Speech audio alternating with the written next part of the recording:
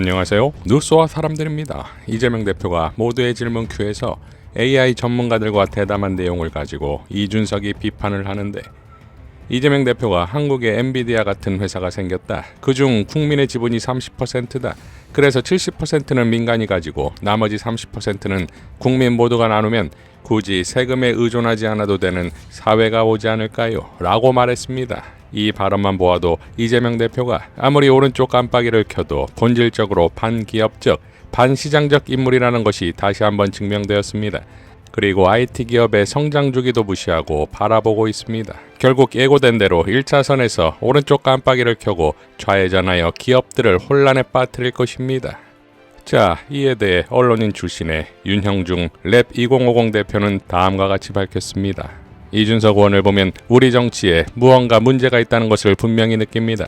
2012년 박근혜 퀴즈로 정치에 입문한 20대 이준석은 자기 의제가 보이지 않아도 현안마다 순발력 있게 자기 입장을 내놓는 전도 유망한 정치인이었지요. 그때 이준석은 최소한 이해력, 문해력, 청해력이 떨어져 보이진 않았습니다. 그런데 오늘 그가 페북에 쓴 글을 보니 이젠 듣고 이해하는 능력인 청해력마저 퇴화한 느낌입니다.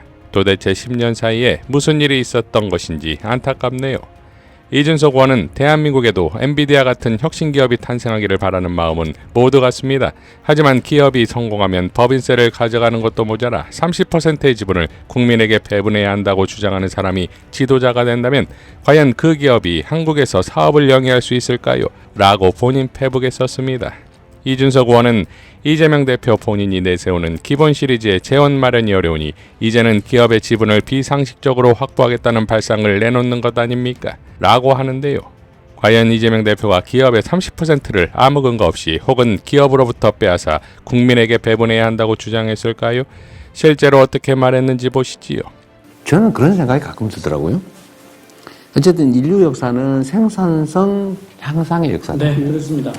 근데 이 생산성 향상의 결과물을 공동체가 일부나마 만약 가지고 있었다면 네네. 전 세상이 달랐을 것 같아요. 그렇습니다. 앞으로 이 도래할 인공지능 사회에 인공지능으로 인한 엄청난 생산성의 일부를 공공의 영역이 가지고 있으면서 그렇습니다. 국민 모두가 그걸 네. 나누는 시대도 가능하다. 아, 그렇습니다. 발상의 전환이 필요하지 않을까. 그러니까 예를 들면 지금 인공지능에 투자해야 되잖아요. 그 중에 일부를 국민 펀드나 아니면 국가가 가지고 있으면서 거기서 생기는 생산성의 일부를 국민이 모두가 골고루 나눠 가지면 근데 뭐 세금 굳이 안 걷어도 그거 아니더라도요. 네. 이게 지금 가령 뭐 2조를 쓰기로 했으면 2조가 다 세금이지 않습니까? 세금이죠. 국민이 낸 거예요. 그러니까 당연히 여기서 나온 결과물을 시민들을 어떻게 나눠 가질 건데가 처음에 이걸 시작하면서 합의가 돼야 되는 거예요. 가능하라고 보는데 엔비디아 같은 회사가 하나 새로 생겼다. 그 중에 국민의 지분이 30%다. 네. 그래서 그 70%는 민간이 가지고 30%를 국민 모두가 나누면 굳이 세금에 막 그렇게 의존하지 않아도 되는 상황이 네네네. 오지 않을까요? 예. 저는 그거 되게 좋은 생각이라고 생각합니다. 좀 그랬으면 좋겠어요. 이 대화는 신재생에너지 투자 사업처럼 앞으로 새로운 사업이 열리는 분야에서 정부의 선투자로 확보한 경제적 가치를 어떻게 활용할 것인가에 이어 나온 내용이었습니다. 그전엔 함께 출연한 인공지능 전문가들이 업계의 현황을 전했었고요. 핵심은 역량이 뛰어난 국내 연구자들과 개발자들이 소량의 CPU 칩조차 확보하지 못해 최신의 연구와 개발에 어려움을 겪고 있다는 것이었습니다. 이재명 대표가 엔비디아 같은 기업의 지분 30%를 언급한 취지는 이미 성공한 기업의 지분을 빼앗자는 것이 아니라 그만큼 정부가 과감한 투자에 나서자는 것이고 지분 30%는 그런 투자의 결과물인 것이지요. 이재명 대표의 이날 발언은 아주 새로운 내용도 아닙니다. 그간 학계에서도 상당히 제기된 주장이지요. 대표적인 학자 유니버시티 컬리지 런던의 마리아나 마추카토 교수입니다. 그는 GPS, 음성인식 서비스, 초방막 LCD, 멀티 터치 스크린, 리튬이온 배터리 등 시장의 판을 흔드는 혁신 기술이 정부가 장기적인 안목을 가지고 과감한 투자를 한 덕분에 나왔다며 혁신의 주체로서 정부의 역할을 강조합니다. 이렇듯 마추카토는 혁신과 성장에 있어 정부와 공공부문의 역할을 강조하면서 동시에 그 기여에 대한 적절한 보상과 분배를 주장합니다. 가치 창출에 공공이 기여한 만큼 보상을 받아야 한다는 의미지요. 물론 마추카토가 그 보상으로 직접적인 재분배를 주장하진 않았지만 그 보상을 어떻게 구체할지 충분히 토론할 수 있는 주제입니다. 아무튼 정부가 혁신기업의 지분을 확보하는 것은 과감한 선투자의 결과일 뿐입니다. 이준석 의원이 마추카토 교수의 이런 주장도 엔비디아 같은 기업이 생기면 뜯어먹을 생각으로 치부하나요? 만약 그렇다면 그 정치평론의 수준이 안타까울 따름입니다. 욕하면서 담는다고 이준석 의원도 윤석열 대통령을 담나봅니다. 윤 대통령은 문재인 정부가 코로나 시절에 방만하게 재정을 운영했다며 극심한 내수 침체기에도 긴축을 하며 경제를 파탄냈지요. 이명박 박근혜 정부도 내수 침체기엔 재정을 확대했는데도 말이지요. 이준석 의원도 그저 이재명을 공격할 수만 있다면 아무 말이나 내놓으니 청해력조차 떨어진 것입니다. 지금 우리는 이런 안타까운 수준의 정치평론을 할 때가 아닙니다. 정부가 최첨단 혁신 산업에 과감하고도 장기적인 관점에 투자를 하는 것은 이젠 피할 수 없는 숙명이 되어가고 있습니다. 마추카토 교수는 이런 투자를 인내 자본이라고 표현했지요. 그렇다면 이제 우리는 어떤 토론을 해야 할까요? 이 인내 자본을 가장 의미 있게 사용하는 방안이 무엇인지, 또 인내 자본의 규모를 어느 수준으로 해야 하는지, 또 인내 자본으로 만들어낸 부를 나중에 어떻게 배분 활용할 것인지를 토론해야 하지 않을까요? 저는 우리의 정치평론에서 이런 토론이 이루어지기를 기대합니다.